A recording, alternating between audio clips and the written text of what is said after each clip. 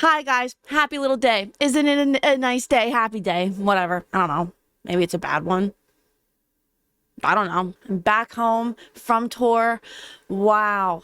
Was that a wild ride? That was such a crazy experience. I cannot thank you guys enough for coming to the shows. Like, that was so fun. Each and every show, each and every city was so uniquely special in its own way, and I'm definitely never going to forget this experience. So, thank you for making it so awesome, and I'll make some tour-related videos soon, so stay tuned. But today we're going to talk about something else. So recently, Lana Del Rey went on this rant about how she didn't grow up with any money, even though the common sort of conception of her, the rumor of her, is that she grew up with a wealthy family.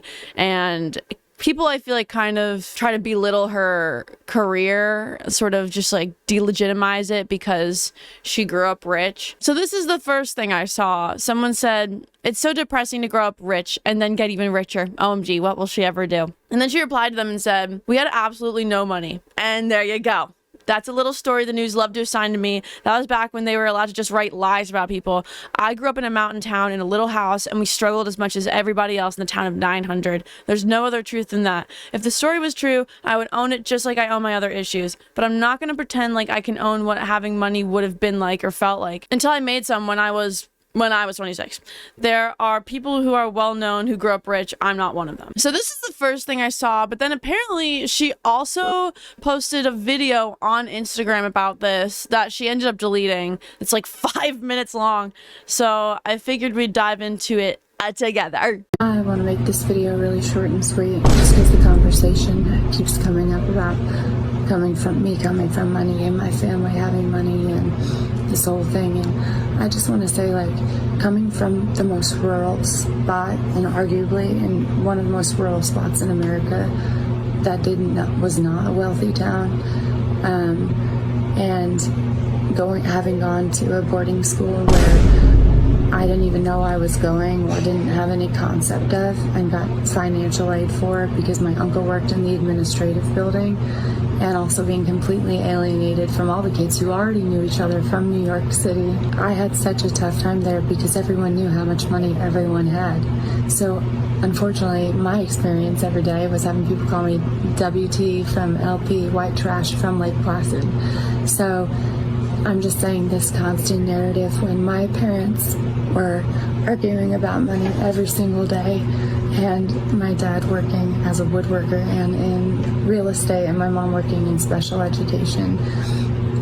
Although he bought domain names later on, it doesn't mean that they were worth anything until more recently. So he was eccentric and amazing and ahead of his time in terms of what he was doing, but it doesn't mean that there was any money for us or to be made at the time. So I didn't even have any experience having anything until I was 26 and made my own money. I was living in a hostel on 17th Street when I played Saturday Night Live. And how I played Saturday Night Live is because I had gotten a publishing deal in Germany, Austria, Switzerland, in the gas territories. So it's just very challenging because I think had we had money, I would have had a completely different experience and not fought so hard to be a singer, probably to my detriment, because I didn't want me or my family to struggle financially. And I really wanted to talk about this because this is a topic that I've been wanting to talk about for a while, because I think it's really important. And I think especially in the age of TikTok,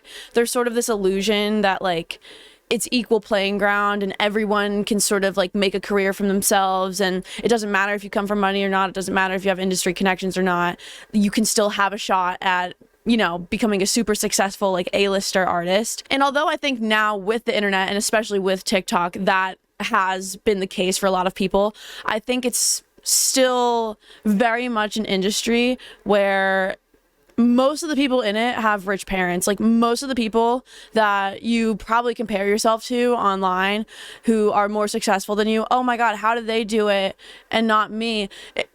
90% it's rich parents. It's 90% of the time they have rich parents or industry connections. And if they have industry connections, then they're wealthy enough where, and I think the discussion of rich parents, Nepo babies that have a really successful artist career, whatever, is an important one to have, because I think at the end of the day, people who grow up with rich parents, who grow up with parents in the industry, they can't control that those were the cards they were dealt, right? It's like, fine, you know, if you're good, it doesn't really matter to me. I think I spend a lot of time being bitter throughout my life about people who can get to where they want to go with like a safety net of, you know, coming from a wealthy family or a family with industry connections, whatever. I think I have spent a lot of time being bitter about that, but at the end of the day, if they had rich parents, fine, you know. Most of the people in the music industry do, whether it's on the business side or the actually creative side. Most of them come from rich parents.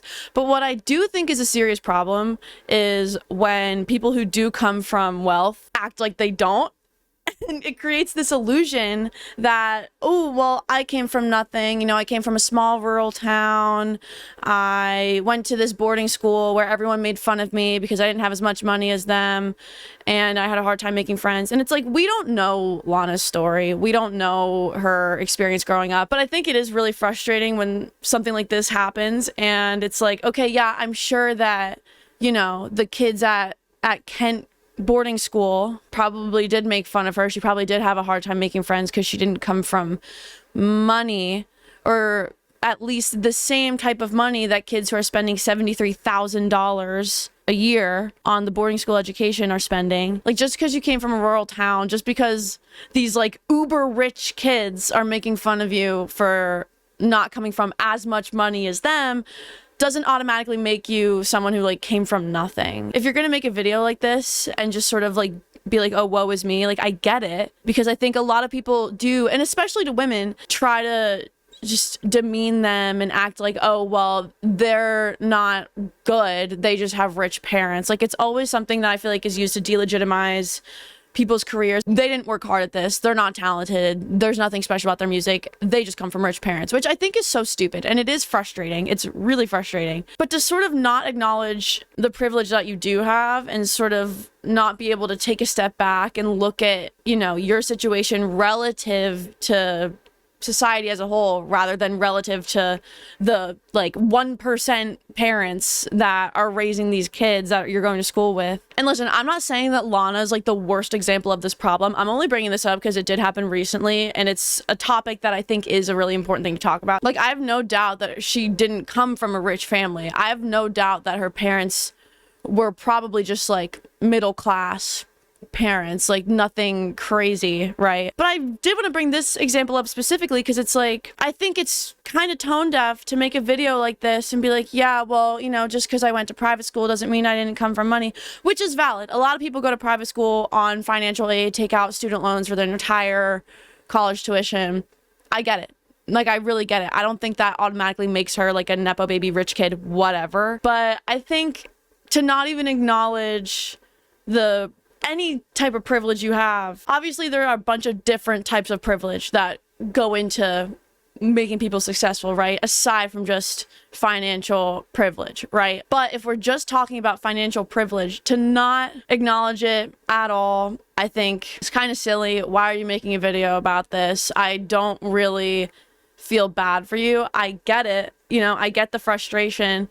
But it's like, dude, you still went to Fordham. You still went to Kent School. Obviously, it was cheaper than $70-something thousand when she went. But still, it's like, you still went there. You still went to Fordham. You still had the financial capabilities to, like, get approved for a loan if you did take out loans to go to Fordham. Her literal Spotify bio that I would imagine she has some say in, even if she didn't write it. Obviously, she didn't write it.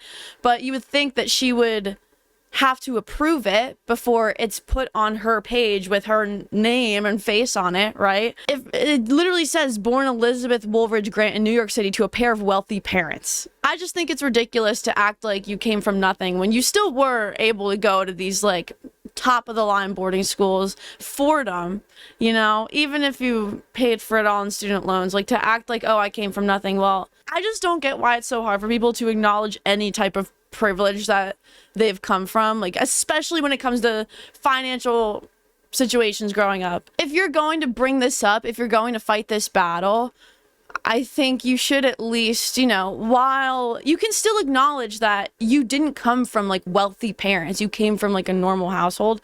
But I still think if you're going to bring that up, if we're going to have that conversation, you should acknowledge the fact that, well, even though I didn't come from money relative to the other kids at Kent school in general, like, I am still privileged in other ways. I did still have the opportunity to go to Fordham. I still did go to Kent school, even if everyone around me was like a 1%er. I still was able to get that student loan approved in the first place if she had to take out loans for Fordham. You know, she still came from a 2-parent household. Even if they fought for money, it's like, I get it. You have 3 kids in the house. Okay, your parents can afford to have 3 kids. Like, I just don't think it's like, just don't act like come on, really? Like, come on. And I have no doubt that her dad worked in woodworking. Her dad was a real estate agent, whatever. And her mom worked in education, whatever. I don't, like, she's not lying. Like, I doubt she's lying. But I just think it is also interesting that she just omits to acknowledge the fact that he worked in New York City in advertising, came up with the Playtex bra slogan, "Thank goodness it fits," which turned into a $500 million campaign. And I'm not trying to focus this whole thing on Lana. I think it's an interesting one to bring up because I think, although it's not as like, wow, she literally came from a 1% family and her PR team is trying to make her seem like she's like homegrown, you know? I still think it is an interesting example because it is a bit more nuanced. And I feel like this is a problem because it creates this illusion for people who don't come from a lot of money, who do want to pursue art, that there must be something wrong with them. How can these other people who come from a small town, how can these other people who come from nothing get to these insane levels of fame? How do they just get discovered? Like, what's wrong with me, right? Like, what am I doing wrong? Is my art just bad? Like, should I just give up? Because so many massive celebrities' PR campaigns try to completely brush the rich parent thing under the rug. But when I tell you so many of these people, like so many, come from a lot of money, if you're gonna bring it up at all, acknowledge it. Just acknowledge it. Just be real about it. Taylor Swift, she's literally branded as like, oh, I'm just the girl next door. I lived on like a rural farm in rural Pennsylvania. When in reality, her dad was a Merrill Lynch stockbroker and was able to invest enough money in Big Machine Records, the label who signed Taylor, when the label was literally just like an idea rather than a company when they signed. If your parents are literally like investing money into this label, like they have the money, the disposable income to literally just toss at this, not even a company yet, to get your music career off the ground, but then you're branded as just like, oh, well, I guess she's just that good. Like, she's literally just good. Like, that's why she's famous, is because she's just really good. And she worked really hard. All it takes is hard work and being really good. And you can do anything. It's not good. And do I think this makes her art bad? No. Like, no. Do I think this makes her a worse songwriter? No. I still think that she is brilliant, but I think when people like her only attribute their success to like the talent and the effort they put into it is really harmful to people who don't come from the same background as she does, because it creates this false sort of like narrative of, oh, you can do anything you want here, and to not acknowledge like how much luck is involved, whether you come from rich parents or not. There's a lot of nepo babies who come from rich parents who suck. It's not a guaranteed success. Like, you still do have to work for it, but I think if you're gonna talk about it at all, just acknowledge it. Ariana Grande, the whole narrative of her was like that she was discovered by a Republic executive who just came across her singing videos online, right? Like, a total coincidence. Ugh, dude, her father owns a multi-million-dollar design company, IBI Designs. She had the means to be able to fly from Florida to LA to meet with managers for Ariana when she was a young teen and like enroll her in a bunch of performing arts and programs in private schools that, you know, she's not getting financial aid for. In Jeanette McCurdy's book too, she also talks about how she struggled with bitterness of Ariana Grande's success because Ariana never had to worry about money. She came from a very wealthy family. Jeanette had to struggle. Ed Sheeran, whole story with him is like, man, this random guy who just came from nothing, was couch hopping all around LA for 6 months, and then he had this big hit, and then all of a sudden he's massive. But it's like, no, dude, his parents also were wealthy. They ran this like art consultancy that created these prestigious art exhibitions. Literally did like the 50th birthday exhibition for the Prince of Wales. Like, come on.